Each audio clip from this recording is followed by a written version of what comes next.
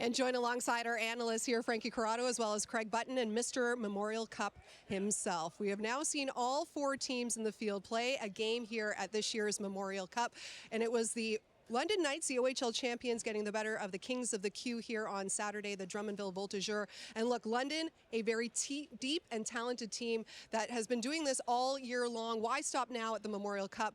10 players drafted into the NHL, 2 of them in the first round. The one that stood out to you, Craig, the player of the game, has a very famous last name. And that last name is Bonk, first name Oliver. And you watch a player like him play the game. He plays it so efficiently. But I was really fortunate over the course of my career. I worked for a gentleman by the name of Dennis Patterson. He was our chief scout with Minnesota North Stars, longtime scout, still current with the Philadelphia Flyers. I learned so much about defensemen from Dennis Patterson. Dennis Patterson, after they draft Oliver Bonk, I know that he's thrilled to watch this player. He's got everything you would want to see in a defenseman. Somebody that, I use the word efficiency. Kevin Sawyer used the word balanced. And there's nothing he can't do. He leads the entry on the power play. He plays in the bumper on the power play. That's balance. Then he gets on the defense penalty kill, reads the play, gets into the shot lane, blocks it.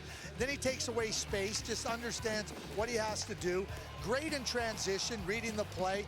And oh, by the way, yeah, he can get himself open and pound that puck into the back of the net. The Philadelphia Flyers have themselves a really good player in Oliver Bonk, and I know how excited they are to have him, and he was a huge factor in this game. And a big reason why Drummondville's not able to get on the board, someone like Oliver Bonk alongside Sam Dickinson, keeping things to the outside, and that's something that's going to be so important as those players progress to the next level. But Oliver Bonk did a great job of making sure the play for Drummondville was on the outside of the ice. And I know the final score doesn't reflect it, the 4-0 shutout, but it was a goaltender battle for much of this game, especially in that second period. If it wasn't for Riley Mercer, this game could have easily been 7-8-0, but it was Ruslan Gazizov that beat him not once, but twice. And his play jumped off the page. It was a busy game for Ruslan Gazizov, and that bodes well for him. He needs to be involved. He needs to be engaged in the game, and it was a little bit of everything for him. Blocked shots, breakaway chances, ends up scoring 2 goals on 4 shots, and his game is coming to life at the right time. 7 goals in 15 playoff games, just under a point per game in the OHL playoffs. And for him, he wasn't ranked on NHL Central Scouting's midterm rankings. He was ranked 192 on the final rankings. So everyone has kind of noticed that Ruslan Gazizov is putting himself in the right positions to show off his skill set. He doesn't go with the violin celly on the second goal. I'm not sure why. I love the violin celly, but Ruslan Gazizov is showing how he's progressing, and people are noticing. Bring a violin for the next London Knights game. The scouting process requires you to continue to watch players over time.